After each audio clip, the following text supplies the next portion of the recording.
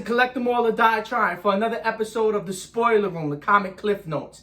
And today we have the special Stray Dogs. As you can see, we have this comic series here that was made famous for its movie horror homage covers, and it was considered Silence of the Lambs meets Lady and the Tramp. That's how they described it. That's how they described it. And me personally, this has so many different covers and variants that I honestly think this is the reason why we have a paper shortage in comics. I figured it out.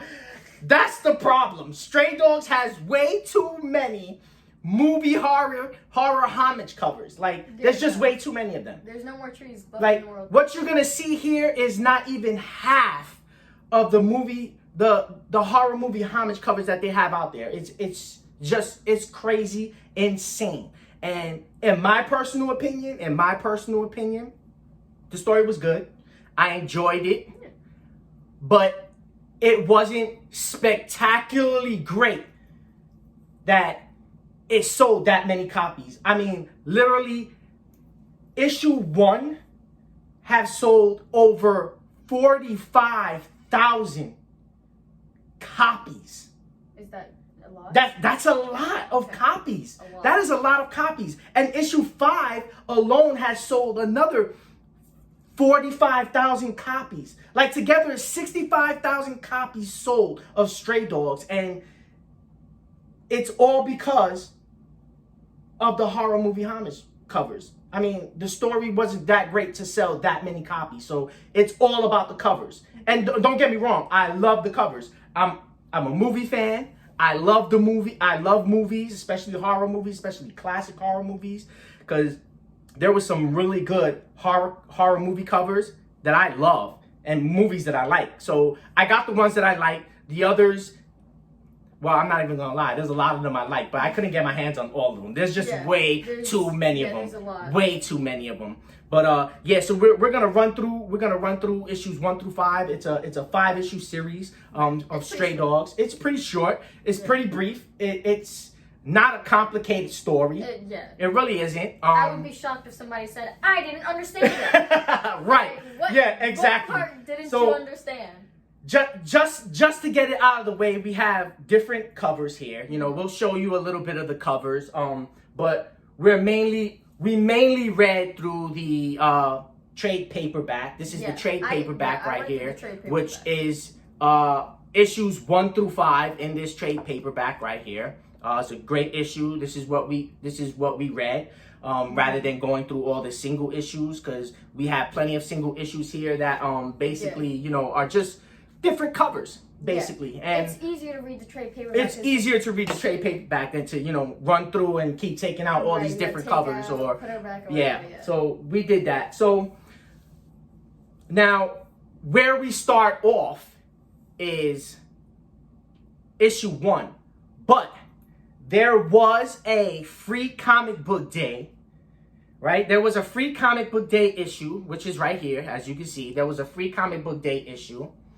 And up to the camera. This issue right here is basically issue number 1. But for free comic book day, they gave you a little treat. They gave you a prolonged story in this free comic book day. Yeah, like a prologue. Yeah, like a prologue. And the prologue is basically about Rusty. And Rusty is, I would say, not the main character, but he plays a big part in the story. Yeah, he's the side main character. Yeah, the side main character. Main character number 2. And what we have here in the prologue is basically a story about Rusty, who we find out in the prologue, his real name was Fritz. Real name was Fritz. And Rusty is a German Shepherd. Yeah, that's not Rusty on the cover. Yeah, that's Rusty. That's not a German Shepherd then. Yeah, man, that's him. That's him. That's him as a puppy. Yeah. That's not a German Shepherd then. Yeah, but that's him. That's Rusty. Like you got the same collar. That's him. That looks more like a Terrier.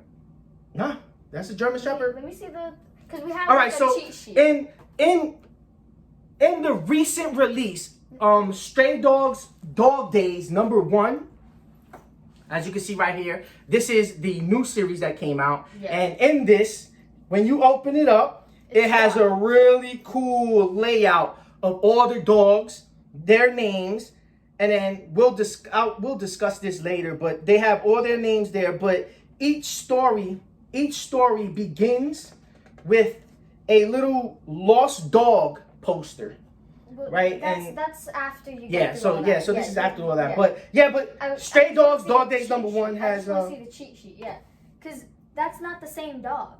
It's the same dog. No, but that doesn't look like the same dog. All right, it may not look like him, but it is Rusty though, and we find out his name is Fritz. It just doesn't look like the same dog. Which is frustrating. It doesn't. Okay, but I mean, nonetheless, it is. That's got white ears. He had black ears, but okay. okay. But he's a lot older there. You know, sometimes dogs' colors just shade and fur shades in different colors. Yeah, but it's not gonna stay that color. It doesn't go that white to that black. I mean, you can debate it all you want. It's just rusty. saying, It's rusty. Yeah, I know it is rusty. It just doesn't. It's look rusty, like and we get a little taste of basically how Rusty got into the hands of its new owner. Yeah. And basically, we don't ever get the owner's like real name. No, throughout the series, they call him Master. Yeah, they call him Master. We never get the real name and identity of this Master and who he is. Yeah, we just all we do know. See his face. Yeah, we do see his face. They do show his face, but it's not like. But detailed. They never really give you an identity. Right. But what we do know about him is that he's a creep. He's not only a creep. Oh, but he's a killer. Yeah. He's a serial killer. Yeah. He's one of those creepy guys at the dog park, and you're like, like literally, he's the creepy guy at the dog park, and he's like, oh, your dog's really cute. Where do you live? Where do you live? Yeah, he's trying to pick up all these different women, and he's a real creepy dude. He's a real creepy dude, and it surprises me how some of these women give him the time of day. Yeah, but most of them, I feel like he does just follow them because there's no way he's that creepy and just give out their location. He does. So in the prologue. Why do you say prologue? Is it prologue or it's prologue? Okay, prologue. Okay. Prolong is to delay something, make something longer. Okay. I mean, technically, it does make the series longer. It does, but it's a prologue. Okay, prologue. So in the prologue, we get introduced to Fritz and his how they say through the series, their lady. Oh yeah, that's what they refer them to. The guy he only kills women and then he takes their dog. And then he kidnaps their dog. Yeah. And this creep takes pictures. He takes pictures of these dogs. Yeah, he takes pictures of the dogs and the lady. And so, you know how like we watch movies, most serial killers, and we know that most serial killers take trophies. Yeah. As a killer, they want these trophies. Criminal mind. And this killer, his trophies are the dogs. Yeah, are the dogs. The dogs are the trophy. And the pictures he takes of, I think he takes a picture of the woman and the dog. And I guess he keeps them. That's his trophy. And I think, what was it? Because I read through the trade paperback. Yeah, but I don't know which issue it was. But at some point, the dogs are in the kitchen and he's looking at all the photos. He's got them all laid out on the table. And this creep's sitting at the table. He's eating a bowl of cereal. Yeah, he's just like, he's just looking at these pictures of these different women that he's killed and the pets and stuff. And it's like, look at this creep. What a creep. It's just like he's not a good guy. Like, nothing about this book will make you go, I root for this guy. Like if you say I agree or root for him, you have problems. There is nothing in this book that says, you know what? I'm gonna give this guy the benefit of the doubt. Right. Like some books, it's like, okay, you got the main character, the antagonist, and you can kind of feel bad for the antagonist. Right. This one, no, you feel not at all. For him, you have to be a little messed up. Not at all. So So in the free comic book day, we get introduced to Fritz, who's Rusty, okay? Who's Rusty, who doesn't look like Rusty, but it's Rusty, okay? Different name, different look, different breed, right. Okay. Yeah, he's just brand new dog. He kidnapped him, he's a brand new dog. Right. He's So aged too much. we get introduced to Rusty or Fritz. Okay, and so Fritz. His lady is basically sitting in her house and she's doing some work on the computer, and Rusty wants to go out. And he's like, he's bothering. Like, you know how when dogs want to go outside, they don't stop running around. They start doing mischief and stuff like that. And she finally says, all right, I'm going to take you out. Let's go. And she ends up taking him out. They go to the dog park, and she meets this stranger at the park who comes up to her, and, he's trying to befriend her, and he kind of asks her out on a date. Or, hey, like, let's go hang out. Let's meet up. And she kind of deters him away. Like, nah, I'm good or whatever, such and such. And, but the dude follows her home. And he's in this creepy white van. He's in this creepy kidnapped white van. And he follows her home. And sure enough, he ends up killing this woman and taking Fritz. And he renames him Rusty. He didn't rename any of the other dogs, though. He didn't. Which is weird. Why rename Fritz to Rusty? Yeah, I don't know. Except for all the rest of them. Right, I don't know. But he did. Weird. And maybe it isn't Rusty.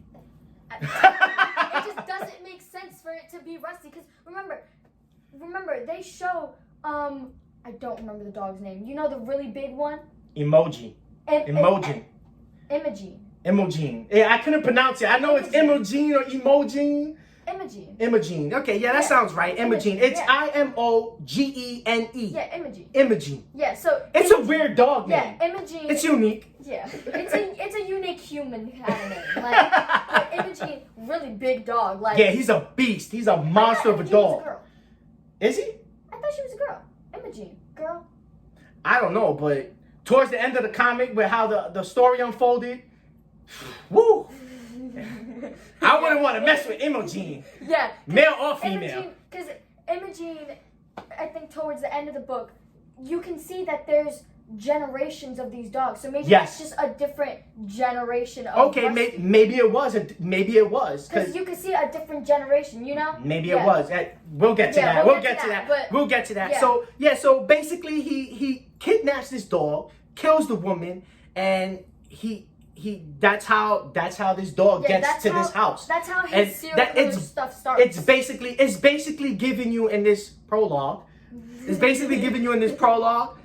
How this serial killer works and what he does. Yeah, what his first kill was. Right, and what his first kill is. So that was the prologue that they gave you. And I didn't read this.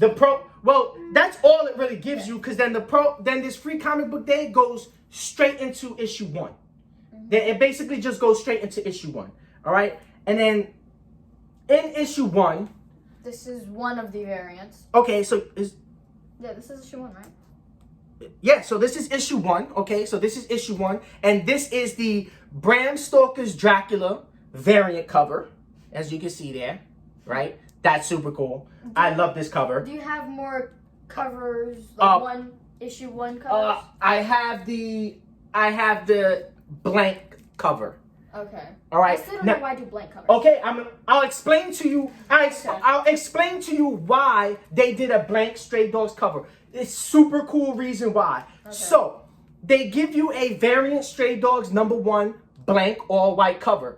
Now, recently, not too long ago, CGC had a private signing of the artist and writer who I believe is Tony Fleece and Trish Forstner, okay? And they did a private signing for CGC where you could submit your blank, variant Stray Dogs #1, and they would literally, when you submit the book, you could send a picture of your dog, and they would draw a portrait of your dog on the Stray Dogs variant cover. It was super cool. A lot of people did it, and then they grade the book and they slab it for you, and you'll have your own personal dog on a Stray Dog #1 variant cover. Oh, we should have did with that. with a portrait, and that was the reason for this. And I thought that was a super cool idea that they did, you know, for the series, you know, for people who did want to send in pictures of their dog, because other than doing that, they also did something really cool with Stray Dogs #1 Dog Days. Dog Days. Because in the back of Stray Dogs #1 Dog Days, they have people who submitted pictures of their dogs, and they put it in the back. It was super cool. I thought this was a great idea. They'll probably do the same thing for issue 2, because I hope they do. Dog Days, okay. I believe Dog Days is a 2-issue series. It's just two issues. Okay. So almost dropped it. It would be really cool. Oh, that one has the little flower crown on. Yeah, and that's adorable. They have the pictures of the dog and their names, and it's just super cool. I thought it was a great idea. Some ridiculous names. Yeah, name a few. Go ahead. Okay. We got Jerry Lewis. Jerry Lewis. We got Fergus. We got Azumi Constantine. We got Penny Poops. Penny Poops. I like that one. That's a really good one. Penny Poops. We got let's see, Chappie and Sad Sack. Aww, Chappie and Sad Sack. I remember Chappie the movie. It was depressing. It was the saddest movie ever. It was truly the worst movie ever.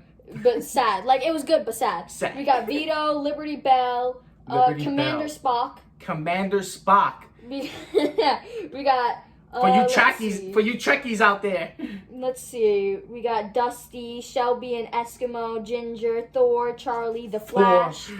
We got The Flash, Temperance, Shadow. Adorable. I love all these dogs. Yes, I thought that was a good addition to the series. I mean, I thought it was a really cool addition to the series for them to put people's, you know, dogs, portraits of the dogs in the back. You know, I thought it was super cool. It was great. So we go into issue 1, and issue 1 starts off with Sophie. And she's like a Chihuahua, right? Chihuahua Pomeranian. She's like a Chihuahua Pomeranian. She's a very small dog. Just realized Jesse's in the corner. Very small dog. And so meet Jazzy. She's there. She wanted to be a part of this. Hi. So we meet Sophie in issue 1, and Sophie is in the she's in the vet. Yeah, she's getting her shots. Yeah. She's getting a shot. She's a really anxious dog. She's a very anxious dog, yeah. Like, very scared anxious of dog. everything. And I think the purpose of that part of the story was to explain how dogs' memories work. Mm-hmm. So apparently how the vet explains it is that dogs have short-term memory. Yeah. They don't remember long-term. Right. They can remember, like, smells and stuff, but they can't remember details. So, like, the vet explains, like, because her owner's like, oh, I'm worried she'll hate me because I'm bringing her to the vet and she's getting a shot. Right. And the vet's like, oh, dogs don't remember anything past 3 days. They'll remember your smell and your face, but they won't remember anything else. Right. And because dogs got a really good keen for smell, so they have short-term memory. So the vet was like, you have nothing to worry about it.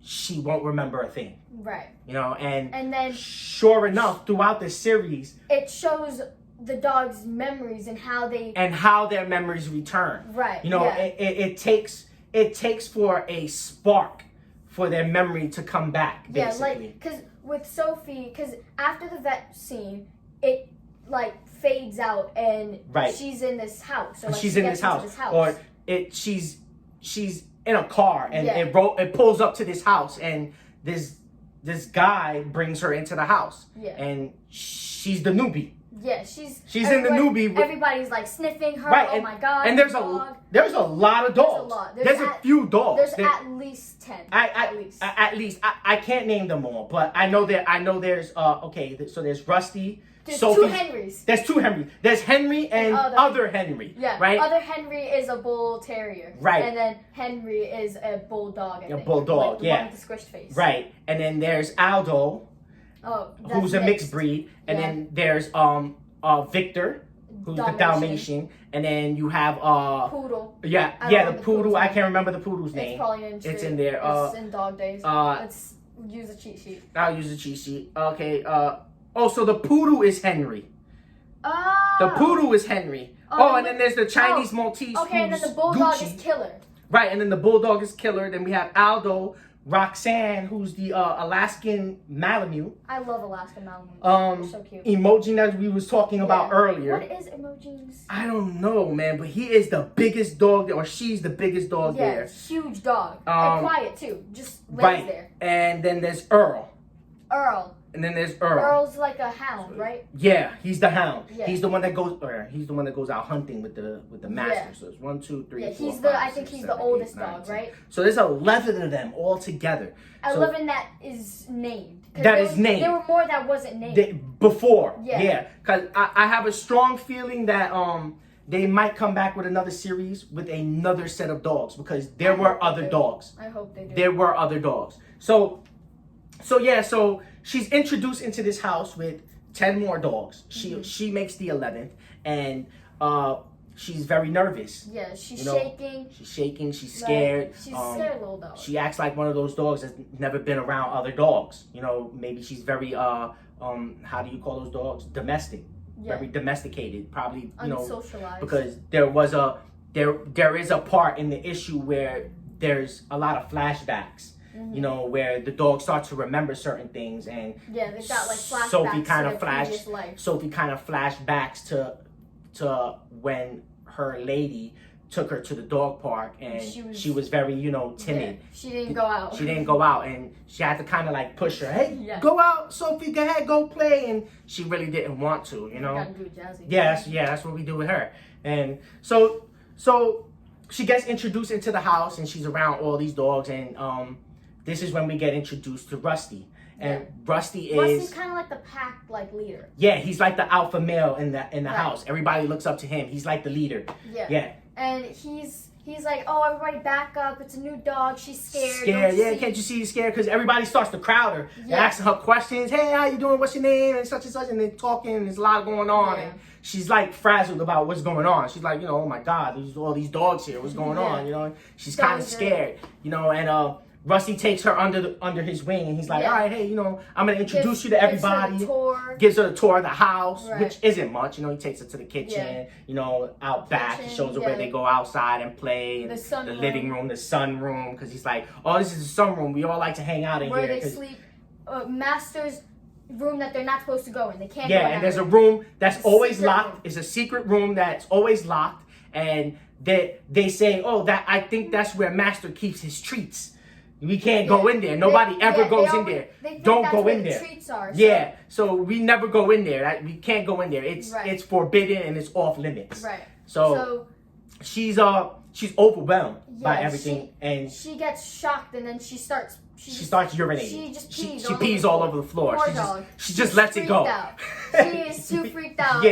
Poor dog. It's at that point. It's at that point where everybody's just like, ooh, we're gonna leave her alone. This one over here, this one over here is nasty. Oh my gosh, she's peeing on herself. The little bulldog is like, where's the food? Yeah, he's always the hungry one.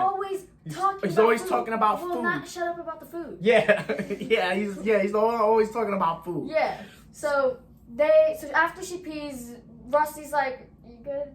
Yeah, he's like, you know what, you good, take your time, take all the time you need, relax, chill, and he tells everybody, just lay off her, give her some time. She needs some time to get herself, situated in this new house, and she finds a nice isolated spot underneath a drawer or something, it's like one of those table. Small end tables, and there's a shelf on the bottom, the drawer, and then there's a small area under the shelf. Yeah, and she's curled up under there, all timid and scared, and she's sleeping. The master, he comes back home because he goes out for his job every day from I think it's noon to pretty much night. Yeah, pretty much. Like he goes out like a 9 to 5, I guess. Right, pretty much. Yeah, and he comes back and he's like, what are you doing? Yeah, he's looking for her but can't find her, but she's underneath this desk or whatever. Right, and so he finds her and he gives her a red scarf. And something clicks in her. She freaks out. She starts running, crying. almost goes into shock.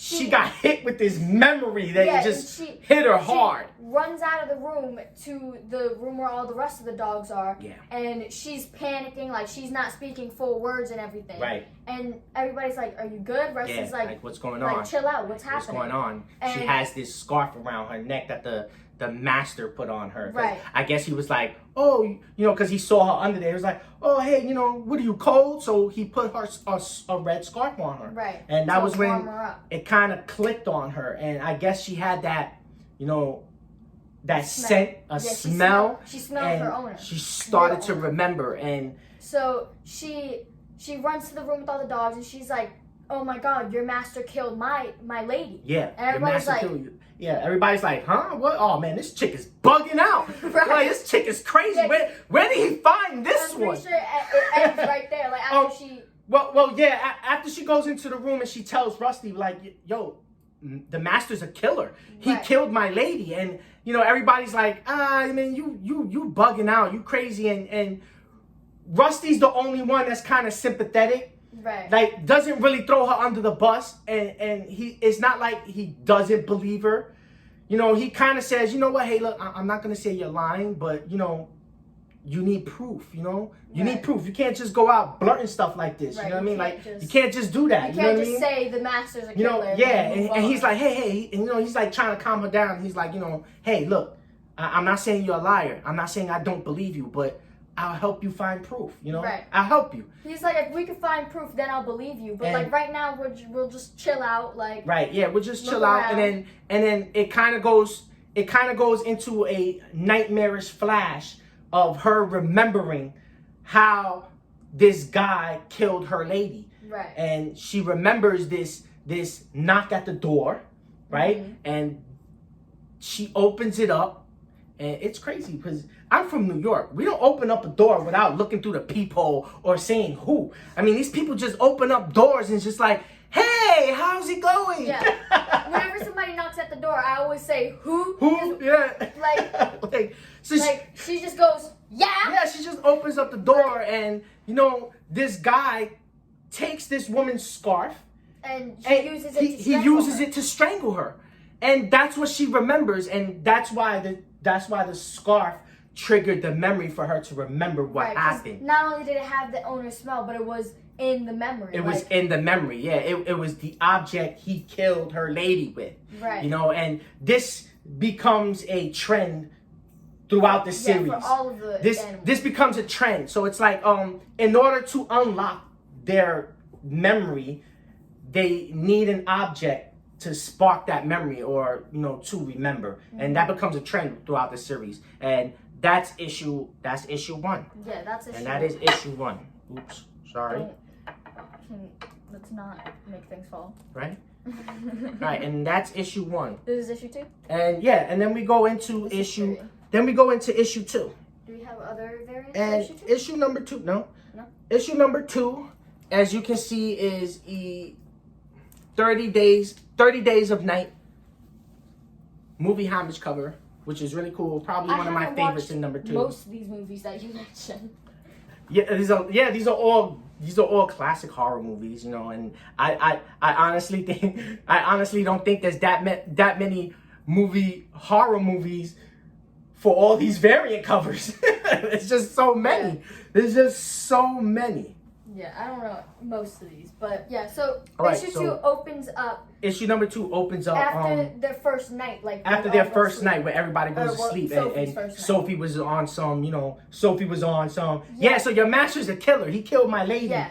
And everybody was like, "Yo, this chick is bugging out." Right. So after that, they all go to sleep, and she wakes up, and she doesn't remember a thing. And she doesn't remember a thing. "You don't remember?" Yeah. Rusty's like, "You don't remember?" Like, yeah. So and that's what we was describing earlier in the issue, where the vet was like, dogs have short-term memory. So she remembered because she had the scarf, but the second the scarf was brought away from her, she doesn't remember. She doesn't remember anything. Rusty, he like paws at the door. Master opens it up, and he runs and gets the scarf. And the second she sees the scarf, she remembers again. Yeah, he brings the scarf back to her, and as soon as she gets that whiff and that scent of the scarf, her memory jolts back, and she remembers again.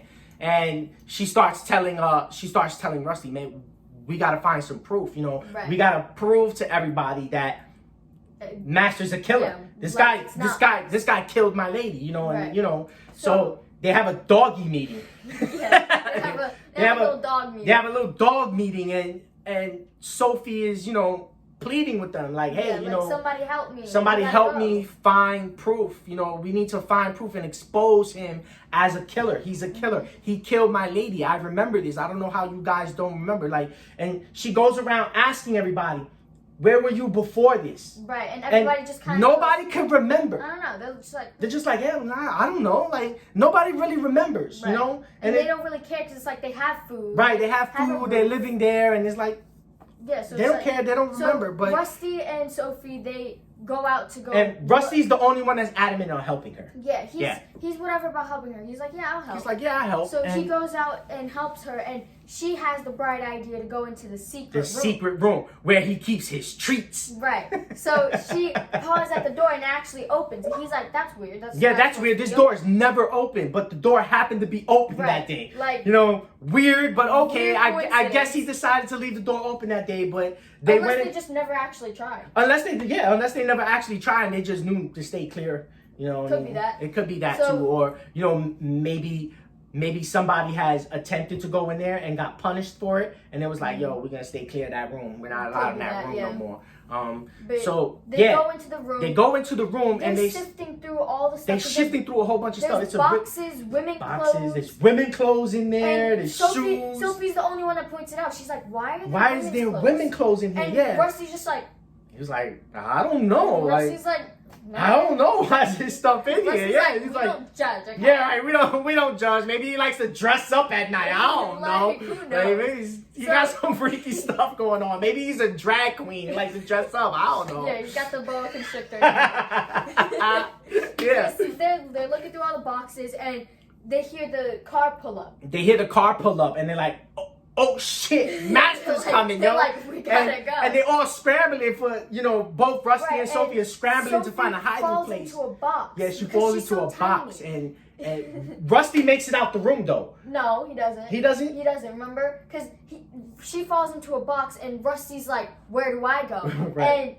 And Master walks in and he's like, Rusty, you're not supposed to be in here. Right, he finds Rusty in the room. So Rusty gets caught. That's right. He kicks Rusty out and he closes the door and locks it. And he locks it and he starts looking around the room.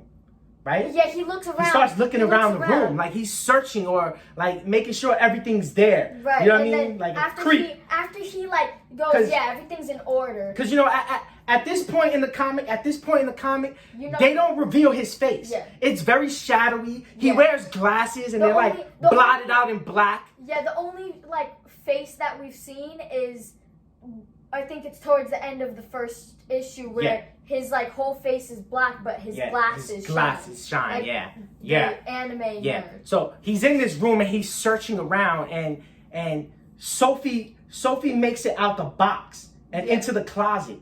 Right? Because he's searching around. While he's searching around, she jets for the closet and closes the closet door, and she's hiding in the closet. Yeah. And he's looking around, and he goes to open up the closet door where she's at, and he's kind of like about to shift and look around, and there's a big crash outside. Right, there's a big crash in the other room, and he goes and checks, and he's like, damn, what now? Like, what's going on? You know? And turns out Rusty made a distraction so she wouldn't get found. Right, so he knocked over a garbage can, and there's garbage everywhere all over the floor. Right, and so at this Master he's upset. Yeah, at this point this is strike two. He's particularly upset with Rusty. Yeah. And he's like, like, yo, what's up with you today, Rusty? Like, what's going on? So he takes him to punishment. Yeah, he takes him to punishment. That's all we really know. All the other dogs are like all lined up and they're very still. Like when you scold a dog and they know they're getting in trouble, they're all lined up. They look scared. They look like, all right, we've been doing some stuff that we shouldn't have been doing. Right. And somebody's about to get in trouble. And unfortunately, it's Rusty. Rusty's at the middle one, of it. He was the one that was caught in the room he wasn't supposed to be in. And then he was the one that made the distraction so Sophie won't get caught and knock down the garbage can. So now that's strike two and he gets in trouble. And all the other dogs are like, uh-oh. He's going to punishment. He's going for punishment. Like they've been down this road before. It's happened before, so they know what punishment is. Yeah, and so she kind of makes it out of the room. Like he kind of grabs his collar and stuff in the thing. He takes him out back. Yeah, he like grabs him by the collar and like takes him to the shed. There's a shed. Outside. Yeah, there's a shed in the backyard where they all go and play and go to the bathroom and stuff. And there's a shed back there, and he takes Rusty into the shed. Right. And he's in there for a little bit, and then he comes back out, but.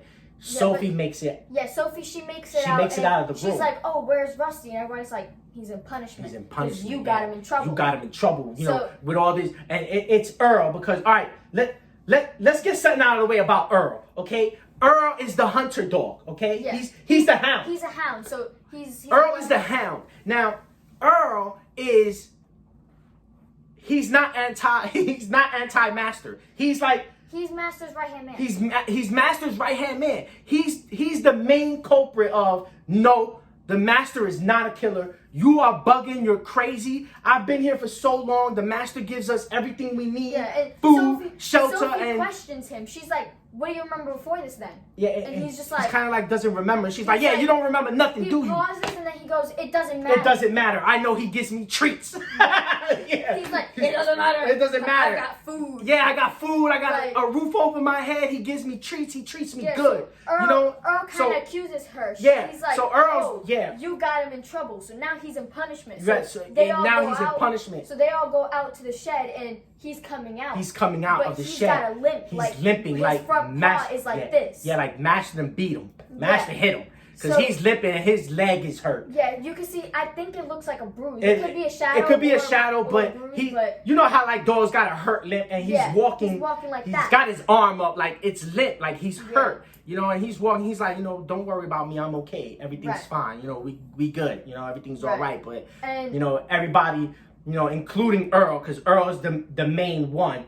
Earl's the main one. And that's when Rusty and Sophia kind of say, hey, if we're gonna get everybody behind us, we gotta convince Earl. Yeah. We gotta convince Earl. Earl is the main one. It's mainly either you convince them one by one or you just convince Earl. Right. But it's hard to convince Earl, so Earl's like he's like, nah, this is obscene, this is crazy, there's no way. They all go back to the sunroom after they run outside for a bit. Right. And they're in the sunroom, and turns out Sophie got something from out of the closet while Rusty was getting punished. Right. So she puts down a picture of this woman. Of this woman, yeah. And everybody's looking at it like we don't know what the hell is this? Like, what the hell is this? Like, you know this what I mean? is just some lady. We don't know who that is. And then there's a pause and a close-up to Roxanne. Roxanne is the Alaskan Malamute. Yeah. She's the Alaskan Malamute. Yeah, she looks like horrified. She looks horrified, like she's in shock, and it's like a memory comes back, kind of like she gets that shockwave of a memory, and she finally remembers, and she says, "That's my lady." Yeah, she's like, "I remember." I remember now. That's my lady. And then that's the ending of issue 2. Issue 2. And that's the ending of issue 2. Yeah. And that's the ending of issue 2. Is that a nuclear sign? Is that what that's? No, I think this is the sign of a biohazard.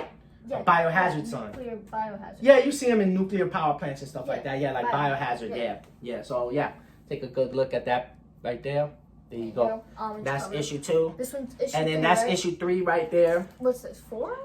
Oh, no, that's Stray Dogs number 1. For the new series. Oh, Dog Days. Yeah, Dog Days. I've got two. I got 2 of them, and then that's 5, and this is 4. Okay, gotcha. Okay, yeah. Okay. So that's issue number 3, and issue number 3 is the Craft horror movie homage. Says cover right there. Welcome to the Doghouse. Welcome to the Doghouse. Yeah. So that's a homage to the movie Craft.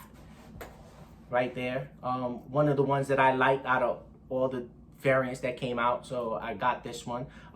By the way, let's give a quick shout out to Coffee and a Comic, Frank Castle, where you see most of these comics come from.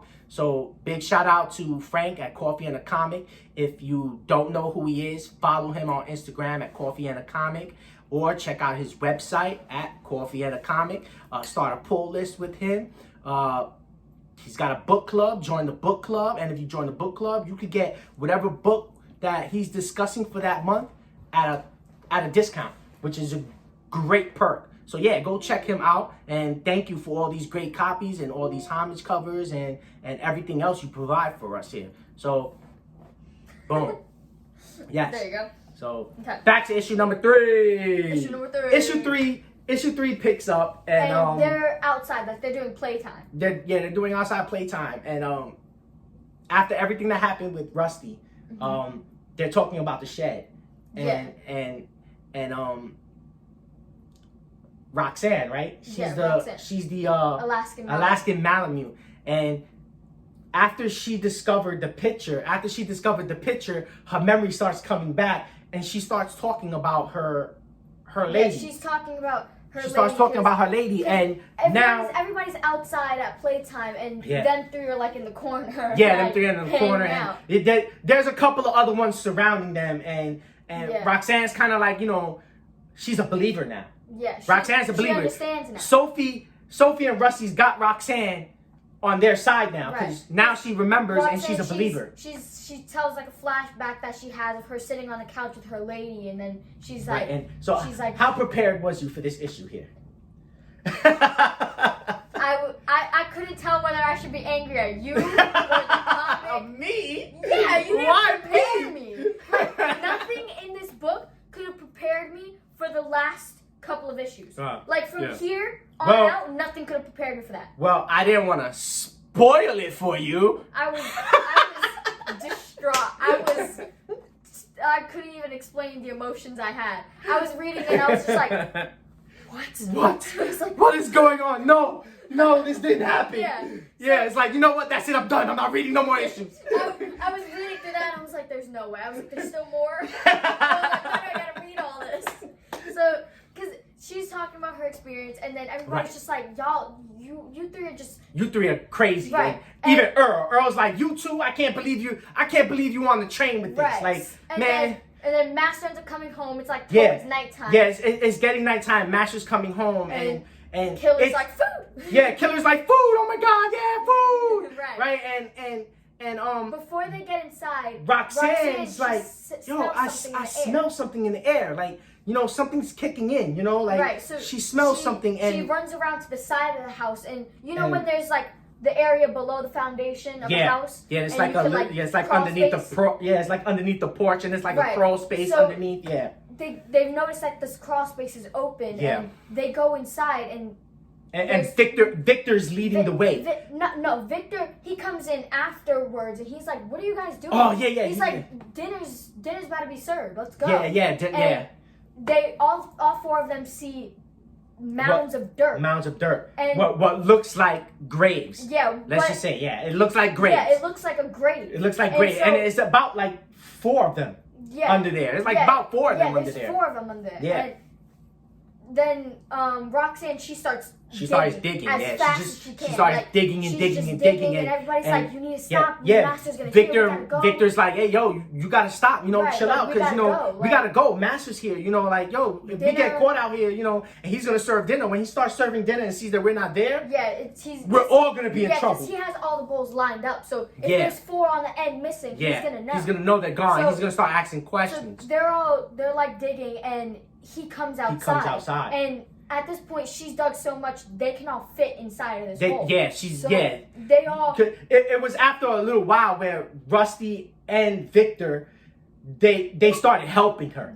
Dig the hole, because she was like, "There's something down here. I can smell it. There's something here." And they're digging and digging, and they hear him coming, so they all like dive into the hole. They all dive into the hole, like, but waiting for he him. hears this ruckus that's going on. And he kind of goes to this crawl space. He has like a small flashlight on his keys. Like, let's remember this guy's a hunter. Yeah. He's a hunter. And like, killer.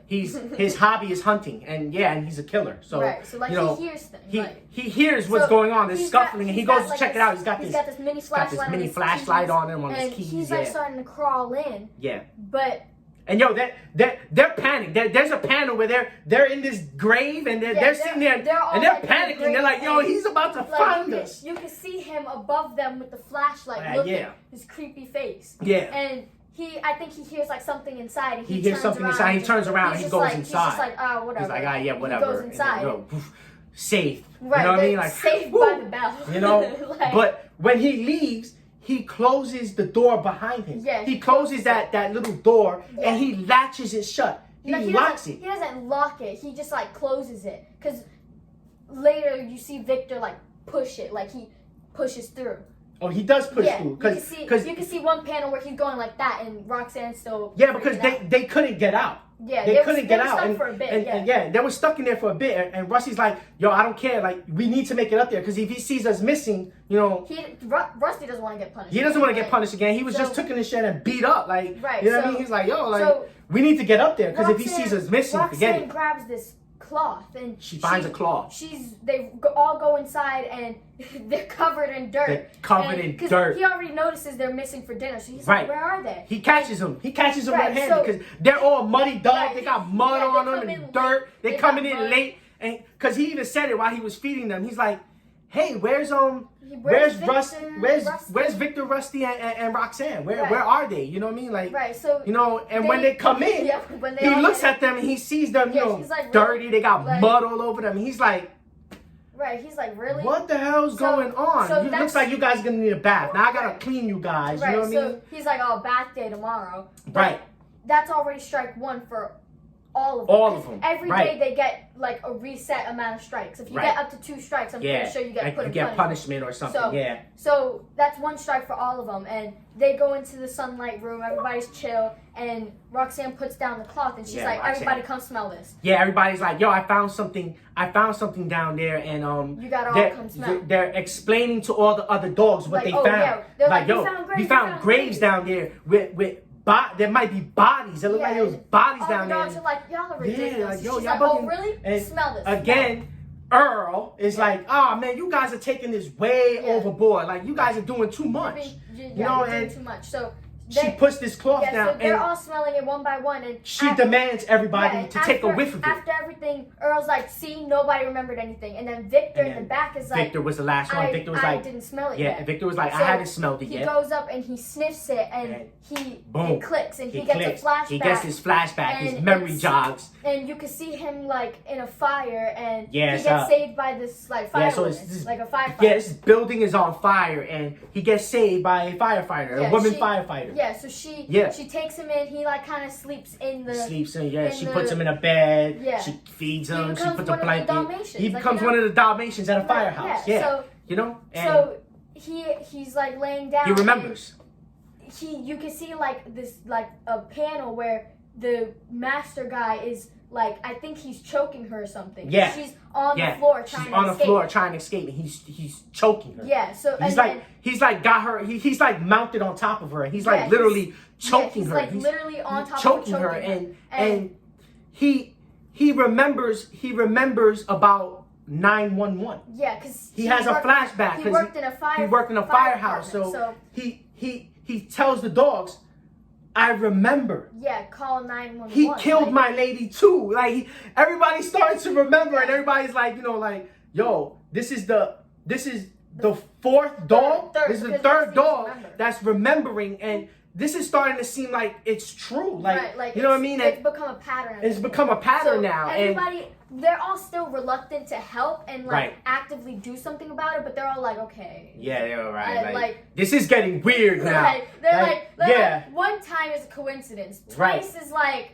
a little weird, but 3 times? But 3 times, and now everybody's starting to be like, well, if he is a killer, yo, what are we gonna do? Right. How are we gonna get out of here? So you know what I mean? And he's like, we're gonna call 911. We're gonna call 911. But they're dogs. But they're dogs. So because the reason it worked for him in the firehouse was because it was a fire department number, right? Like he knows how to answer. I thought this part was really cool because he runs to the kitchen. He gets to the phone, right? He knocks the phone over and manages to dial 911. Yeah. This fucking dog is amazing. It was one of those. What are they called? Rotary phones? Yeah, it was like a rotary phone. So he knocks over the phone. Yeah. He lets it hang, and then there's like a button for 911. Yeah, there's like a button for 911. All you gotta do is push that one emergency button. He pushed the big red button. He pushed the big red button, all these dogs are barking into the phone, but the department's like, Like, they don't know what's going on. And he says it too. He's like, oh my God, you know, we're dogs. They're not going to understand us. Right. You know, but he's explaining to them that, no, I remember that you call this number and you call and people come. We need to get people to come. You know, but they're not going to understand you. They're dogs. Right. All this lady hears on the phone is a bunch of barking. Like, you know? Yeah, like, you know? And they're not going to hear that. And the master comes out. Yeah, he's like, what's on He's like, yo, what is going on? Like, Again, he's like, what has been up with you dogs lately the last 2 or 3 days? He sees Victor on the table barking into the phone. He's like, Victor, really? And he realizes that it's 911 on the phone. Right, so he picks up the phone. He's like, oh, I'm so sorry. The dogs must have knocked it over. Yeah, and he hangs up the phone. You know, don't mind. I'm so sorry about this. And he hangs up the phone and he looks at Victor. Yeah, and he looks at Victor. He starts scolding Victor and like, yeah, Victor's on the table. And he puts a collar on Victor, a red collar, and he puts like a leash on. Takes him outside. He takes him outside. Takes him out to the shed. Room. Yeah, and all the dogs are like sad, like they're like scared, and they're like, oh my God, Victor's about to get in trouble. You know, and they think what happened to Rusty is gonna happen to Victor. Right. So they all this takes a turn for the worse. They're standing at the window. Like they're standing at the window watching as he walks the dog to the shed. Yeah, but I want you to explain what happens. Okay, so he walks Victor. You didn't tell me this. He walks Victor. He walks Victor to the shed, but unlike Rusty, he doesn't open the door and takes Rusty inside of the shed. He goes around the shed to the back of the shed, and the dogs. There's a panel with all the dogs at the window, and they're peering out into the backyard with eyes view of the shed, and they all hear a bang. And that's pretty much how the issue ends. It ends with a bang, and the next panel is just black. It's just a black. All black. It's all black page. It's got Victor sitting there. It's got Victor sitting there, like the back side of Victor, and he's just sitting there, and that's how it ends the issue. And it ends the issue with you having a feeling that Victor is dead. He done took Victor out back and he shot him. He killed him. And that's how the issue ends.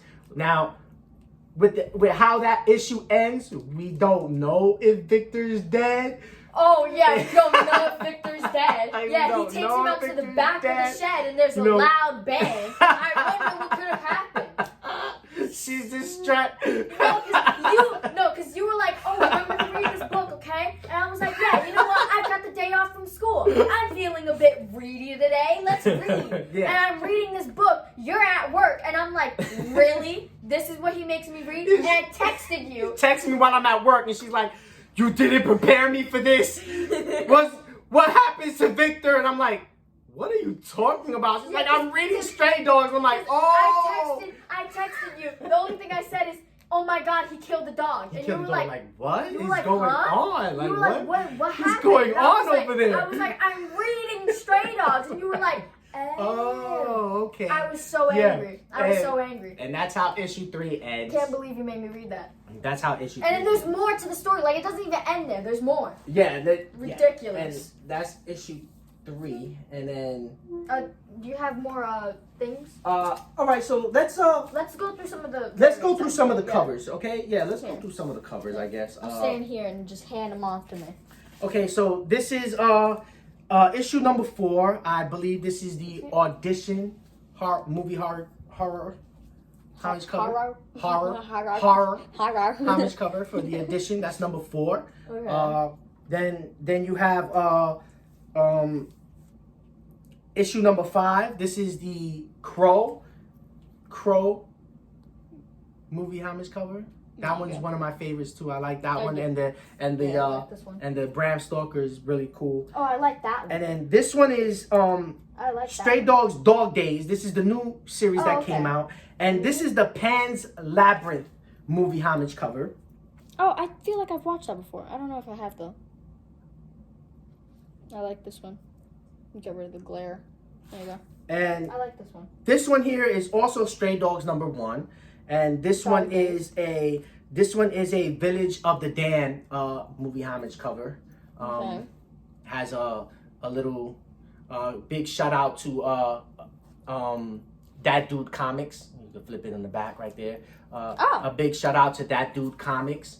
He was the one that provided that exclusive cover there, which is really cool. And then we have another number 4. This looks like an alien's cover. And like alien. you know, I could never remember which movie homage cover this one is. I always end up looking it up to remember, but I can't remember which one this is. I can't remember which one that is. It looks alienish, like aliens. Like it looks like it's something. We'll have to look it up again. But yeah, that's another issue 4. That's another issue 4 there. And then we already went through all the other ones. And that's it. All those variants. And then that was number 3 we was on? Yeah, we just finished 3. Okay, so we just finished 3. And now we go on to number 4. And now issue number 4 opens up with Earl. Earl's like memory. Right. Earl. We get an Earl flashback. Right. The small one, not even like a big one. Yeah, not even like a big one. Like a 3-panel one. This explains to us that Earl's not fully true. Right. Earl's lying. Well, no, it's not that he's lying. It's more just like this is all he remembers and he doesn't question it. And he doesn't question. Okay. In the memory, because remember, when they're all asking him, "Oh, what do you remember?" He's like, "I've known him since I was a pup. He was giving me treats." And in the memory, and what's crazy is he mentions that a couple of times about getting treats. Yeah, he says that all the time. It's like that's a very, very vivid memory for him. Just the treats. And in this small memory, like 3-panel memory, he's in a pink room with a unicorn on the wall. So we had a debate. Because I was like, all right, maybe it really wasn't a pink room. Maybe it was just the shading of the panel to let us know that this was a flashback. But she's pretty convinced that it was a pink room. But then again, the wall did have a unicorn on it. If ever me can pull up a panel, like a picture of the panel, I will. Because that is a pink room. That is not it's the shading. It is a pink room. It was a pink room. There was unicorns on the wall. So if you ask me, this lady deserved to die. Yes. See, it's you. You're the kind of people that should never read this kind of stuff, okay? Oh, God. She was in a pink room. Room. There was a pile, like a full pile of dog treats. Yeah, it was dog treats everywhere. And she was giving him treats. No, Master was giving him treats. Master was giving him treats. He was in this pink room. He was in this pink room. He was putting a pile of treats on the floor. Yeah. And then that's when the memory ends. Like, that's when the memory ends. And that's why he has that vivid memory of Master giving him all these treats. I've been blessed with treats. You know, dogs love treats. And, you know, it's like... He had a plethora of treats there. There was treats, Jazzy freaks out. It's like, look, there you go, treat. There you go. Right. Perfect timing. There you go. So after that flashback, it goes to the scene that we was talking about earlier, where this creepy ass killer is sitting in the kitchen. He's having breakfast, eating a bowl of cereal, and in front of him. He has these pictures. All these Polaroid pictures. He's got Polaroid pictures of women and dogs. Like, it's just women like, sitting in dog Yeah, and this creepy guy is sitting there with an open box of cereal, and he's eating his cereal, and he's looking at pictures. Like, I want to know why you would do that, though. Like, what's entertaining about that? Like, yes, I remember this memory very vividly. Yeah, and beautiful. And Earl is the only one sitting next to him. Right. With his head up high, you know, and he's next to his loyal master, you know? Right. And all the other dogs are sitting behind him. And absolutely every last one of them has a look of fear on their face. They look shocked. All of them got their mouths open. Like, they don't know what the hell they're looking at. All those sitting there like... It just goes to show you, at this point, every last one of those dogs, except Earl, know that this guy is a killer. Right. And he killed their previous masters and owners. Right. Like, they're convinced at this point. You know, and this guy's just sitting there eating a bowl of cereal. And Earl's like sitting there and he's defending this guy as if he's like, oh, he would never do this. This is Master. He gives us treats. He gives us food. Right. Like, and there's a big debate going on because after he finishes his he's a serial killer eating cereal. Oh my God. I get it.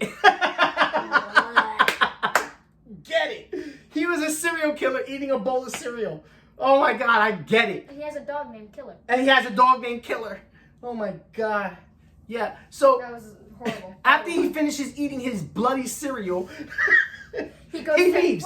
He goes to work. He leaves. And the dogs have another dog meeting. Yeah. And there's a big debate going on. It's not even a meeting. It's just them all fighting Earl. Yeah, it's all of them fighting Earl. Because at this point, all of them are convinced that he's a killer except Earl. Right. And Earl, he's defending this guy. He's like, I've been his hunter dog this whole time. Defending him to the core. Like, this dog is about to take it to the grave. Right. And then, out of nowhere, Rusty speaks up and he's like, he's like, I remember. He's like, I remember Master killed my lady too. Now, is this a lie? Or is this true? It's a lie. So Rusty lies. Yeah. But he does that on purpose to get everybody else on board. Because even though he doesn't remember, he's convinced. Right. He's convinced. He's like, yo, this guy's dangerous and he's a killer. Right. We need to get the hell out of here. Right.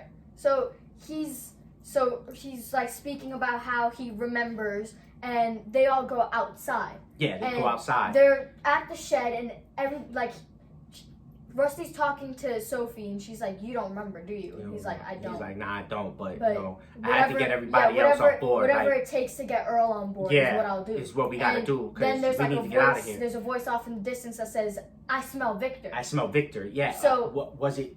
I don't think it said. It was like on Rusty, and it was like a voice off screen. Right, but I think there is a panel where Roxanne says she smells Victor. Oh, was it? I think it was Roxanne. Okay. She's like, I smell Victor. He's in the shed. Right. Everybody's convinced that Victor's in the shed. Right. I mean, this was the last place they saw him. Right. You know, before the Big Bang. Right. So everybody's like, I don't want to go in there. That's the punishment shed. Yeah, that's the punishment shed. Nobody wants to go in there, and they're quite frankly, they're really scared to go in there. Right. Sophie's the only one with the balls big enough to go in. Yeah, the littlest dog in the pile. Well, now she's not the littlest. I think Gucci's the littlest, right? Yeah, I think Gucci's the smallest. Yeah, he might be. But she was the one that was most anxious in the beginning. She just barges in. Yeah. And there's a huge shot from like the back of the shed to the front. Yeah. And you got a full view of Sophie. View of Sophie and what's going on in the shed. And like all these issues, you got these in all these issues you get shots of these dogs with horror looks on their face, just terrified looks on their face. Absolutely terrified. Like it shows a shot and you can see dog skulls. You see dog skulls hung from like they look like meat hooks. Yeah, there was Dalmatian skin. Right. Hanging. Like so he skinned basically, Victor. yeah. So basically, it turns out he took Victor out back, shot him, then brought him in the shed and skinned him. Took his fur and skin. When I saw that panel, I had to close the book for like 20 minutes. And it looked like Victor was just his body or his skin was just hanging to dry, basically. Right. It was just hanging there, and Sophie had the look of horror on her face. You can see on the wall, you can see like tools, and then you can see pictures of like dogs, like skeletons and stuff, as if he's a taxidermist. Yeah, it looked like Leatherface lived there. I'm telling you. Isn't that Bubba? Huh? Bubba. Who's Bubba? From Dead by Daylight, Bubba. Oh yeah, that's Bubba. Yeah, they call him Bubba. Yeah. So he wears the face. He wears. And it's like his family's face or something. Like he changes it from grandma. Yeah, it's real human. It's real human flesh he uses as a mask. Didn't you make me watch that movie and it traumatized me? Texas Chainsaw Massacre. It's one of the greatest horror movies ever. Yeah, literally traumatized me. I'm surprised they haven't did a movie homage cover on that. Literally traumatized. Or maybe they did, and I just don't know. That movie traumatized me. When I was in the room. And what's crazy that it's a true story. Not only is it a horror movie, it's a true story. This actually happened. Yeah, disgusting. That's what makes the horror movie even more. When you told me that, because you only told me that after we watched it. And I was like, already... Hey, you know that's a true story. That really happened. I was in tears on Sky's bed, and then you go, you know it's a true You know, story, this is a right? true story, right? This really happened. Waterfalls. Yeah. Waterfalls. It's the greatest moment. I don't know why you did that. It's the greatest moment in history. I was traumatized. Anyways. So they finally discover Victor and Yeah. his lifeless, skinless body hanging there. And poor thing. she goes out there and it's like a red light, as if like, you know, like where you go to I forgot what it's called when you do that thing for the pictures, like Polaroid pictures. Yeah. I forgot what it's called though. Developing. It's like a red light to develop pictures. Yeah. And yeah. all of them start freaking out. They're clawing at the gates to get out. Clawing at the gates to get out. They're at this point they're trying to climb the gate to get away, and they're clawing away, but they can't get out. Roxanne says we can't dig under because the gate goes all the way down. Who was it that said that they tried? I think it was Roxanne. Was it Roxanne? Yeah, it was Roxanne, they tried, and I think it was Aldo. Was it Aldo who had previously said that he found a bone somewhere, and it was one of his favorite bones, but nobody wanted to play. Nobody wanted to play with his bone. Like so, but he said he was digging enough that there was no way to get out from digging because it went too deep. Yeah. So everybody's looking to escape, and they end up running back to the house. Yeah, they run back inside.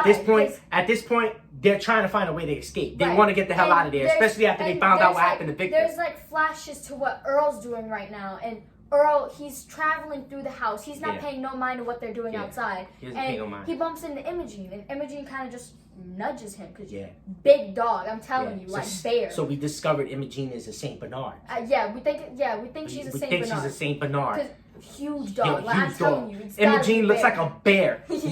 Almost looks like a bear. So my best bet, she's a Saint Bernard. Yeah. So she kind of just like nudges him and then just walks away, and he walks to the secret room. He walks to the secret room. The forbidden room. Right, and he goes in and he's sniffing in this locker, and he finally gets his flashback. He gets this sense of smell from this locker. Right. And we finally get that. We finally get that snap that Earl needs. I think his is the longest flashback we get for any of them, because most of them are just like quick. Oh, this is how their lady died. Yeah, it's like quick flashes. With Earl, we actually get a full out like story. So with Earl, he's back in the pink room because it's a pink room. He's back in the pink room with the unicorn on the wall, and the pile of treats is there, and he's happily munching on all these treats. Yeah. And filling himself with treats. The master, he's like, shh, quiet, and the door starts unlocking. Yeah. And this woman, she comes in, she's got blonde hair, pink skirt on, she's got this nice like white blouse on, she's got this purse, beautiful outfit, truly. Yeah. She's got heels on, it's great. So she walks in and he takes her from behind like that. Yeah, like he puts something over her mouth. Right. And probably like chloroform or like some kind of poison. Something probably to knock her out or something. Actually, did you know that chloroform isn't a great like knockout like thing, because chloroform only lasts for like 10 seconds. So whenever they use that in the movies, it's not actually accurate because they'd only be knocked out for like 10 seconds and they would have to continuously put it on them. No matter how long it takes, 10 seconds is all this guy needs to kill this person. Well, yeah, but when in the movies when they're kidnapping someone, they exaggerate it. Yeah. Okay. It wouldn't work at all. Well, I learned something. I didn't know that it only lasts like 10 seconds. Yeah, it's something to momentarily stun or knock out unless their you victim. Keep it on their face the whole time, like strap it or something. Keep them from constantly smelling it. Right, you got to keep them to constantly smell it, or they're just gonna wake up in like 10 seconds. Right. It doesn't work that well. It's stupid. But anyways. Proceed. So yeah, he ends up killing her, and you can see Earl strapped into his little seat in the car. Yeah, in the car. He's got him in the car, and Earl doesn't look the same as before, because before he was a happy dog eating treats, and now he kind of had his ears kind of flopped down, his eyes were wide, and he was just kind of like, looking at this guy in the car, like, where the hell is he taking me? It's adorable because he's strapped into the little seat with the seat strapped in the little seat belt. It's adorable. Yeah. But he gets into the house, and there's dogs there, like a whole different generation. So it kind of reminds you of what happened with Sophie in issue 1. Because he's scared, like he's like, oh, he puts Earl down in the living room, and he's there, and There's a whole bunch of other dogs there. Yeah, I think like 9 this time. There's like 9 more dogs there. There's less than what it was with Sophie. There's like 9 more additional dogs. Right. All different dogs. These aren't the same dogs that Sophie knows. Except for Imogen. We think one of them is Imogen. So out of the ones that are currently in these issues, I think Earl and Imogen are from the previous group of dogs. Right, the previous generation. And we also discovered. Okay. Remember when I was saying it wasn't Scout on that cover? Okay. It wasn't Scout. All right, so I mean not Scout. Rusty. So we discovered that in the prologue issue, this is not Rusty. Yeah, this isn't the that Rusty is not we know Rusty. Here. That is not Rusty. In this series, he's a German Shepherd. This is like a terrier kind of dog. Right. So this is actually Fritz. Right. The name of this dog is Fritz. And when he brings Earl to the house, Fritz is in the group of dogs that is sitting there. Fritz is in the middle, like standing at the front. Fritz is one of the first. Yeah, he's the first. He's in the first group of dogs that I guess the killer kidnapped. He's either the first or in the first group. Or in the first group, yeah. Right. So this prologue is about Fritz, who is in a completely different group of dogs that has been kidnapped. Right. This is way before. This is way before the first 5 issues of Stray Dogs. Yeah.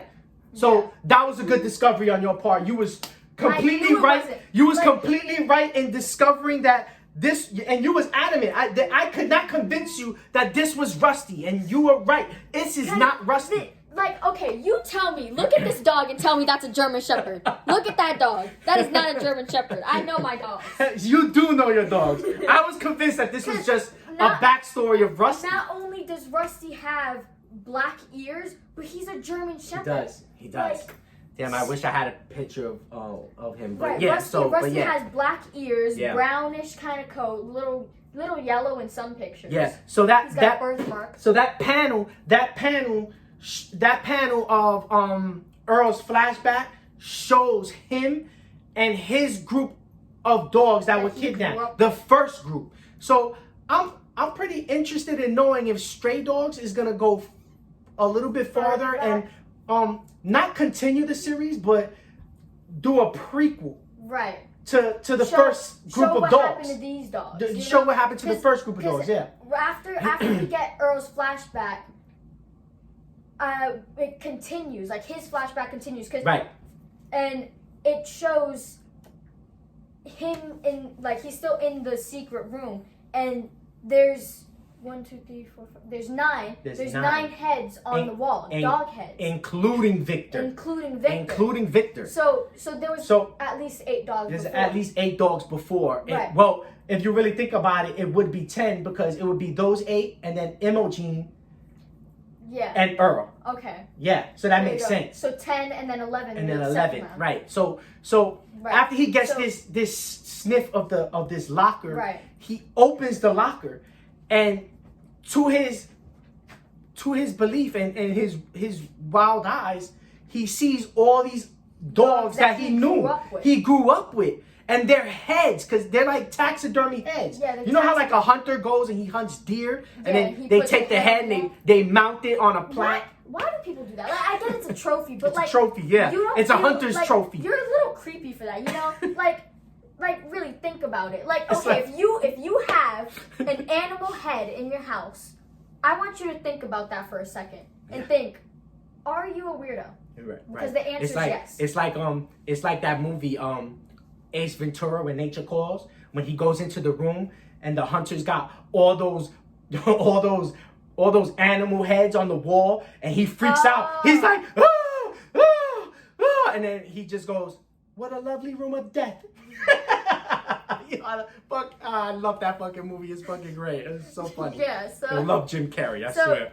He turns around and Master's there with the gun, a rifle. So Master's there with the gun and he's pointing it at Earl. He's got the rifle pointing at Earl. Earl's growling Earl, the hunter hound comes out in Earl because he's standing there and he's got this nasty look. Right. He's growling and his teeth are showing and he looks like he's ready to attack. Yeah, and Master says you know how the bubbles they have there's a dialogue bubble and it all spiky. It's spiky, yeah, bubbly like, kind of. yeah, and it says like really tiny, bad dog. Bad dog, and that's it. The issue ends there. That's the end. That's the end of issue 4. Right. That is the end of issue 4. I don't know if we showed this one. And that's just that's the regular trade. That's the regular trade cover. You can see Roxanne, Killer, and I think that's Sophie. I don't know. You can see them all in the window looking at Master with the van, and I think that's what's his name? Rusty. I think that's Rusty with his little limp. Yeah. I like this cover. But yeah, that's issue 4. That's issue 4 ends with finally Earl switches teams. Earl finally switches teams. Like Earl finally understands that his master's a killer. And mind you, the rest of the dogs are still freaking out looking for ways. Yeah, they're looking for a way to escape. Right, because right now, because Master, he got home and they were all like, okay, we got to get inside. So they were all in the living room or the sunroom. Yeah. And Master, he bypasses them and goes into the secret room. Yeah. And then that's where he finds... Earl. So I'm guessing, because if you think about it, like, when one dog first got punished, when Rusty first got punished, he only got a broken leg. Right. Or like a sprained whatever. Right. And then when Victor got punished, he got taken out back and he got turned into a head. Yeah. Like he shot him. He killed him. He killed Victor. And then this is now his 3rd punishment of the week, probably, because it's only been like a week in this game. Right. Game? Comic series. Game. You got something on your mind. What am I thinking about? Yeah, maybe the punishments get worse throughout the week. And so then it resets it's not the week. Yeah, so maybe it's not about just how many that one dog got. I guess maybe it's as a group. So if one gets in trouble, they all get in trouble. So it's basically a penalty for all of them. So it's like each individual dog has 2 strikes. Right. But as a group, they have pretty much 1 strike. 1 strike left. Right. So it's like basically it's like so let's say you got 10 dogs. 1 dog gets in trouble once, and then he gets in trouble again.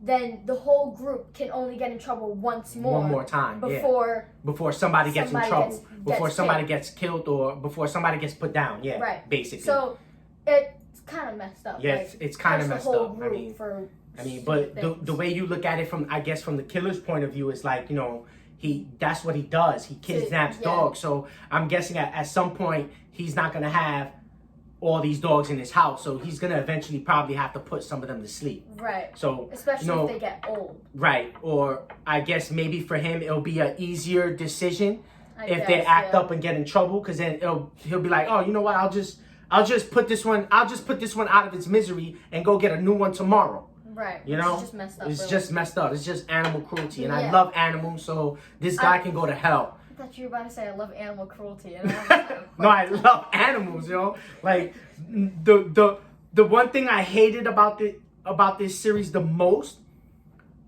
was what was happening to these dogs. Yeah. Honestly, at the beginning when it was just like, oh, he's just killing people, I was like, okay, still creepy and weird, but like... Yeah, that's messed up. Yeah, you know what? He could kill as many people as he wants, but when it comes to dogs... Yeah. You're way out of line. like, at first when I was reading, I was like, okay, this is like the killer shows I watch. He's just killing people. Right. And then I saw what he did to Victor, and I was like, oh, this is horrible. Well, this guy's really bad. This guy's going to hell. This guy's a demon. Like, this guy's not... like the happiest camper in the world. It took for him to kill a dog to get the chair. Like, that's how my mind played out, because I don't know, it was just different. So yeah, that was issue 4. So that was issue 4, and then we wrap up with the final issue of this series, which is number 5. So number 5, I got the best cover because I love Jason Voorhees, Friday the 13th, and that one is number 5, Friday the 13th horror movie cover. Oh, and that's think funny. It's awesome. Like the characters that he hunts down. Yeah. They've got them actually playing the characters. Look at Sophie and Rusty. They're the 2 idiots in love. Then you see Killer going at both of them. Right. And Victor's just kind of like, oh, I love this place. This is great. And then Imogene's just like, Yeah, it's like, yeah. I think that's a great cover, and as you can see, he's holding the collar, the bloody collar, right. You know, and it's dripping blood. That's a great cover. I love this cover. That's a great cover. It's a cool cover. That's a great there cover. Yeah. So number five finishes up and it picks up like right when immediately after he discovers Earl in front of the closet. Yeah. And he finds all the dog heads and I'm blanking. I got you. So I got you. So he finds Earl at the closet, right? And Earl flips out. That's it. Earl flips out and he sees Master standing there with the gun, and Earl already knows, you know, this guy's gonna kill me. Right. You know, and okay, I'm remembering. It's fight or flight now. Yeah. That's it. And you want to know what Earl's response was? Fight. And he takes a good chunk out of him. Earl jumps up. I don't know how he jumped this high. Yeah, he jumped. He jumped up and bit down on his neck. Yeah, he bit down on his neck. He took a real good chunk out of his neck. And like he bit down so hard he passed out for a bit. Yeah, he fell. Like, he fell. And he passed out for like at least a good 5 minutes. Put it like this. He passed out for enough time for Earl to get downstairs. And while everybody was in the living room trying to figure out how to get the hell out of there, Earl fucking jumps out of the goddamn window. He jumps out the window. He jumps straight through the window. He pulls a Bruce Willis McClane and he jumps right through the window. Everybody before like all this happened, they're like, we can't go in the backyard. The fence is there. The fence is there. Like, we can't get out of there. There's no the doors other are locked. exits. There's no other exits. We can't the jump windows are locked. Right. And so all the windows, doors are locked. They can't go through the backyard. And previously, when they had that creepy goddamn scene where he's eating his fucking bloody cereal and looking at the pictures, the telephone was on the table and it was wrapped up, right? Yeah. The telephone was wrapped up. He wrapped it. I guess this guy was like, yo, these dogs figured out how to dial the cops. I can't have the phone hooked up because then they're gonna call the cops again. Yeah. Victor done figured it out, so I had to kill him. So he ended up taking a lot of damage. He hit the ground really hard, and he had glass stuck in him. He was bloody. He was immobile. He couldn't move whatsoever. They were like Rusty and Sophie were like, oh, you good? So they were trying to like help him up, kind of like how like humans would do with the whole like, you know, one like that. Yeah, they're trying to help him up and get him to safety. Right. And everybody's jumping out of the window behind them. They got a way out. Everybody's getting out of there. Everybody's jumping out the window. And then I think it cuts to, I don't remember who, but it cuts to somebody going, oh, this is why we don't go in the front yard, because there's a busy highway. There's a busy highway in the front, and there's a lot of cars going by, which is why they were never allowed to go in the front. And so they they look up inside from the destroyed window, and Master's coming down. Master's coming down, and they're all at like the edge of the edge, and they're barking up a storm. Trying to get the cars to stop, trying to get somebody's attention. And the Master comes out into the front yard where the dogs is.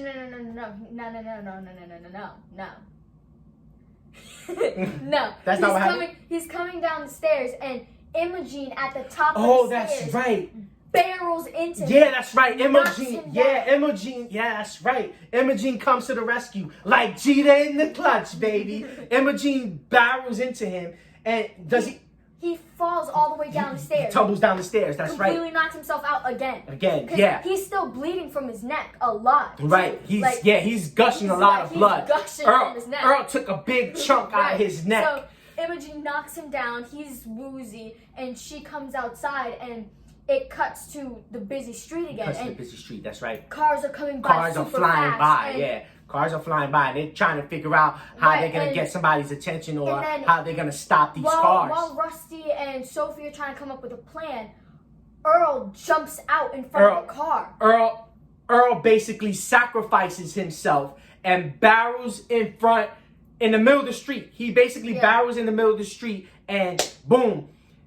This is the second time he takes another hit because he gets hit by a car. And he gets hit really hard. He gets hit by a car because it's a highway. So it's a busy highway, and the cars end up stopping.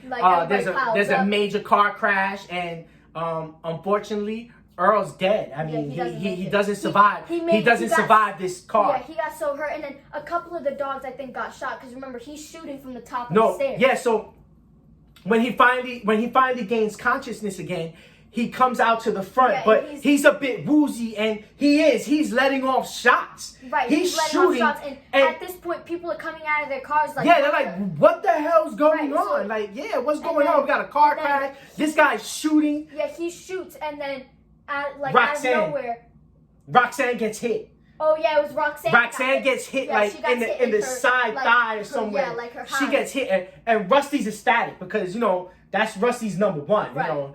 So she ends up getting hit. He ends out of nowhere. Master drops the gun. And he drops the gun. He holds his neck he like holds this. His neck because he's about to shoot Roxanne again and kill her. He stops dead in his tracks and he grabs his neck because there's a lady that comes over. Right. From the car wreck to see if he's all right, see what's going on. I guess this was kind of his last play at trying to play the victim. Yeah. He was trying to play the victim. And he falls over. Yeah, he heals over. He grabs his neck and then he just completely he completely blacks out and he falls over. I'm guessing he's dead. Yeah, he's got I'm hoping he is dead. Yeah, because remember, after that whole scene, a whole bunch of cops show up in the next panel. Because it was a big car crash. Guns was firing. He was firing a couple of weapons. Earl ended up dying because he got hit by a car. So the cops come and they've got a drug dog. And finally, all the dogs are like, you can understand us. You can understand us. Everybody's talking at once. They have a canine. The cops have a canine dog. Everybody's talking at once, and the canine's like, yo, calm down. What's happening? What's going on? So this canine comes on the scene and he acts like a cop. Yeah, he acts like a dog. He's like, hold up, everybody calm down. And so Sophie, one at a time Sophie speaks up first and she's like, there's graves over there. There's bodies. There's bodies. Yeah, and he's like, they take him really and the cops there. They tell him under the porch on the right, whatever. Right, and they go under there and the cop goes and he's like, yo, you gotta see this. He's like, yo, you got so the other cop comes back and he tells the other cop, yo, you gotta see this. Right, so there's police, there's ambulance there and everything, and then it completely cuts out after that. It completely cuts out after that. It cuts out and there's a time skip. There's there's a time skip and it's Sophie at the park with her new family. So I'm guessing all these dogs, they got put in shelters. Got probably readopted and stuff like that, yeah. Yeah, and she's back with a new family and she's in the dog park and she's running around. She looks really happy. She's brave. She's actually talking to dogs. Yes, she's very social now. And then she sees a dog from across the street.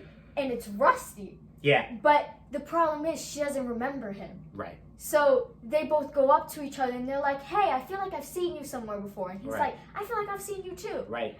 But they don't remember. Yeah, but they don't remember. They can't remember because remember it's short-term memory. Right. So they're talking and their new owners are like, oh yeah, we got them I think a year ago or something or a couple months ago. Yeah. They've been really good actually, and then the owners are like, okay, we gotta go, come on. Yeah. And they call over Sophie, they call over Rusty, and they part ways. Yeah, they part ways, That's how it ends. It ends with Sophie walking with her new family out of the dog park. Yeah, out of the dog park. And it kind of gives you that feeling that, Sophie's the hero in this story. Because if it wasn't for Sophie, none of these dogs would have ever remembered or known what was going on and probably would have eventually ended up like all those other dogs in the closet and dead. If anything, I feel like his main mistake was either giving her the red scarf, or it was taking an anxious dog in the first place. Because she was anxious to begin with, and I feel like that was what helped her the most with remembering her owner. Right. Because she was already anxious over we can't forget Rusty, you know what I mean? Rusty didn't put it off, he helped her at the end of the day, I feel like Rusty and Sophie were the main heroes of the story. Yeah, and then there was a whole lot of other dogs there that didn't get a lot of play time. Right, Gucci. Yeah, like Gucci I want to know more about that. Killer, didn't get much time. Killer's whole personality was food. Yeah, his whole personality food. And they had Aldo. I wish we knew more about Victor, honestly. Yeah, and then remember there was Henry and the other Henry. There was so many other dogs that didn't get a lot of shine in these comics, but in these issues. I wish they would do another one kind of because I didn't read Dog Days. This might be what Dog Days is about, but I wish they gave more background over what the dogs actually went through.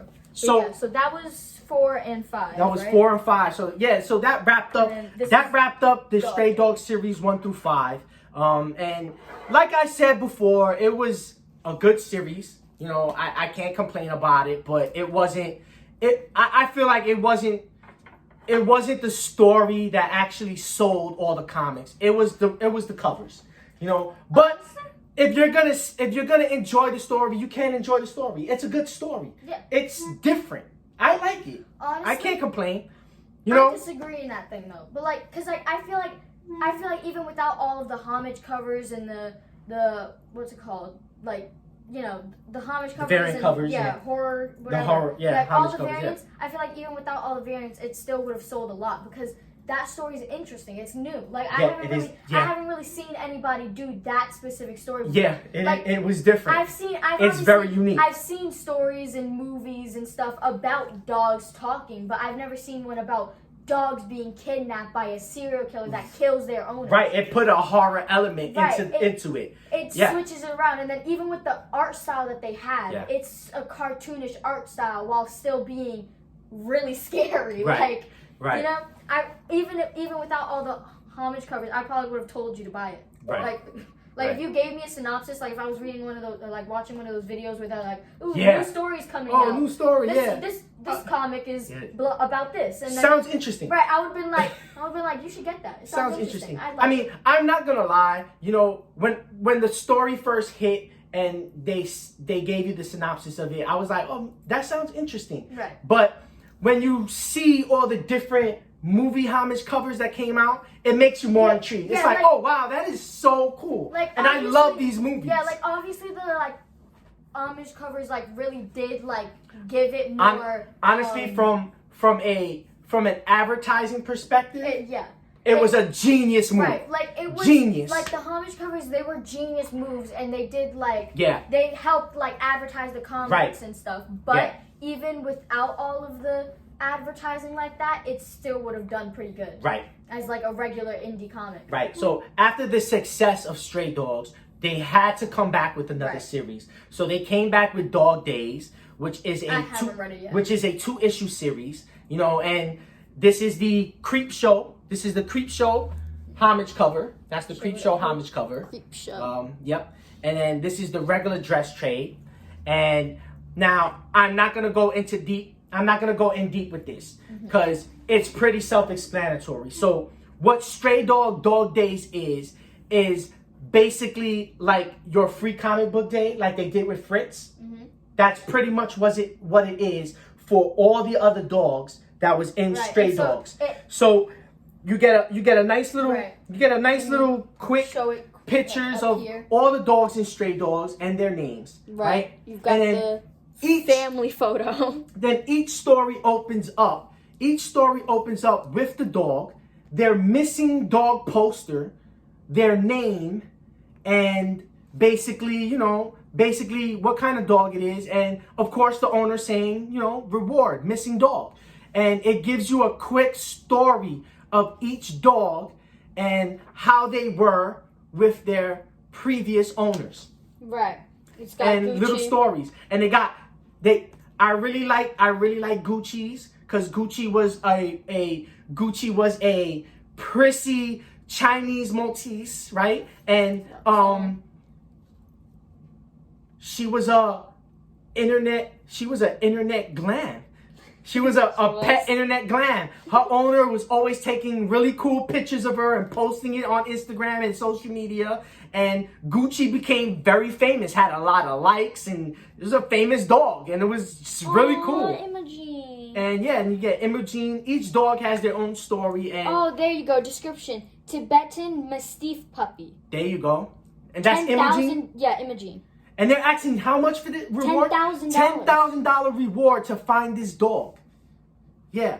And that's how Stray Dogs Dog Days break down so each dog has its own story. I'm gonna read this. I thought it was a cool vibe. I haven't read it this yet, is there's one more issue. There's an issue number 2, and this is the first issue, and then after this, who knows where they're gonna take Stray Dogs, because I hope they do something Stray else Dogs with it. went mainstream. You know, they're ended up on a lot of other covers and other image covers now, because they showed up on Red Sonja, and now they're showing up on Army of Darkness 1979, and they're just showing up everywhere. These dogs are famous. Yeah, and I just think it's cool. I think it's cool. I hope they do something else with it, because I would love to see another 5-issue series of the first set of dogs that they showed in the other issue, or even just more about the actual when guy. when Earl had his flashback. It would be really cool to see their story and what they went through. Right. Yeah. Even just learning more about the killer himself and why. Yeah. Like what caused? Because all serial killers have a motive. They have a reason. Like some type of backstory about this killer. So it's like, what was his day job? What was his occupation? What did he do? Because really, like, he had to be paying for all this food. Right. And homing these puppies somehow. So what was his job? Why did he do it? Why did he do what he did? Yeah.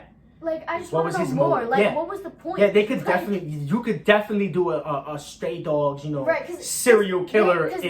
Because remember, in the first 5, we already saw Fritz's story. So if they did a 5-issue story, instead of Fritz, it would be the killer himself. Right. And who knows? Maybe the killer didn't die and he survived that. I'm gonna be so angry. And they do a follow up, and he continues to do his killings. I mean, who's to say what they do with Stray Dogs? But I'm pretty sure they can go many different ways and still keep it going. Technically, he still could have survived, because the ambulance was on the scene, and they could have saved him. Because it was a chunk out of his neck, and I'm guessing you could bleed a lot from that, but he wasn't there for that long. Yeah, he wasn't. But I'm pretty sure the cops found those bodies, and it'd be cool to find out what happened afterwards. Right. Either or, I feel like he either would have died or be put in jail. Right. Because they found the bodies.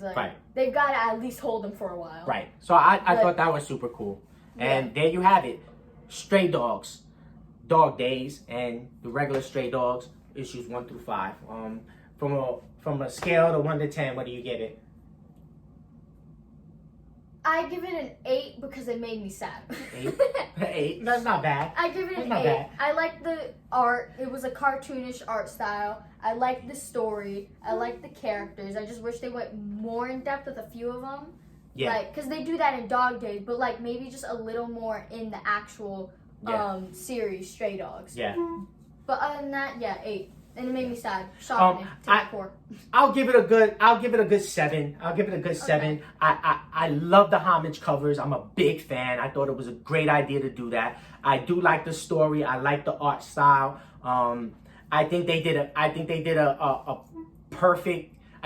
perfect story within 5 issues, because I think them doing all that extra stuff and expanding it any farther than 5, I think it probably would have made this series a little dull for me. Right. But I'm glad they did it in just 5 issues. The fact that it moved fast was good. The fact that they kept on point and they didn't veer off on anything else. Because some comics, they need to move slow for it to really work. And other comics, if it's moving fast, it just works out better. Then again, it's a story about dogs, so you don't really need much character development. Right. I mean, they're dogs. Right. So, I mean, so you gave it an 8, I gave it a 7. Overall, that would be 7 plus 8, the average score. What's 7 plus 8? That's great, yo. I just think 15. 15 divided by 2 would be 15 divided by 2. We got all day. Wait. 15 divided by 2, because it's an odd number. It would be 0.5. What's 14? 7. 7 plus 7. So it would be a 7.5. There you go. 7.5 average. 7.5 average. That's not bad. Yeah. It's not bad. I mean, 7.5 average between us two. That's not bad. Out of 10, that's not bad. Yeah. I mean, I've read better stories, but I mean, it still holds its own. Right. It still holds its own. It reminds me of the movie A Dog's Purpose, the one that I absolutely sobbed over. There was so many dog movies I could cry my eyes off of. There was A Dog's Purpose was great. Did you cry for A Dog's Purpose? I didn't cry for A Dog's Purpose. I cried for that one. I know that for sure. It was Marley and Me that really, really stung my heart. I've never watched Marley and Me. It was Marley and Me that really hit me right there. Never watched Marley and then there was the other one with the husky. Oh, the one where he waited for his owner at the train. Oh, not Akita. What was it? It was something with an A and K. It was Japanese. I remember that for sure. Yeah, it was something like that. Aku. Because I remember they have a statue of him in the train station. Yeah, in a train. Because he used to wait every day at the train station for his master to come. Right, but he never came. But he never came. One day he never came. Oh my God. Oh my God. Yo. They have a movie right of there. that? What? The dog. Yeah. A movie of it? Oh, I yeah. didn't know that. I know the story, but I never knew they had a movie. Yeah, had a movie. It was Poor great. dog. Yeah. But, yeah, there you have it. Stray Dogs. Yo, if you like our content, subscribe, hit the button. We try to do as many as we can. And follow me on Instagram. Collect them all or die trying. It's me. Here's Arson. And peace. Yeah, Jazzy.